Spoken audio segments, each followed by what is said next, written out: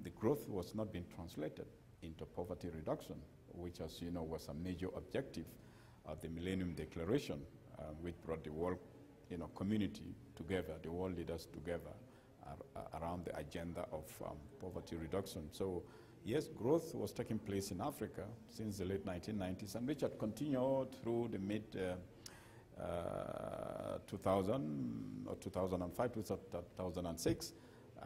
And then we woke up and said, well, that poverty reduction is not taking place at the right pace. And so that triggered the debates as well, as you can imagine. Then that is when the inclusive growth agenda started really taking center stage, of course, combined with environmental sustainability. So you have inclusive and sustainable growth agenda emerging at that time. I think we have come a long way now. The African and non-African, both the academic research and the development experts began to focus on how growth, which is still taking place in Africa, could not only be translated into poverty reduction, but also how it could be made to be sustainable. And sustainability has many implications, as you heard from the different papers. But an offshoot of that debate is transformation.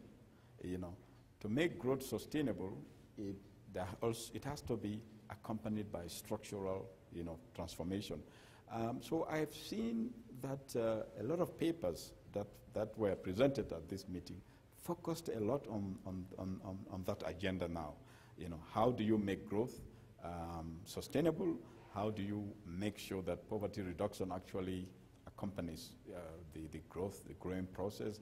And how can the African economies actually be transformed, which will be the only guarantee of sustainability? Because you have to have resilience, and to have resilience, as you know, even as an individual, in order to have resilience, you have to have a robust income base, different sources of income, and the ability to respond to uncertainties. So that is what this agenda is about. And I think the conference has made tremendous contribution to that.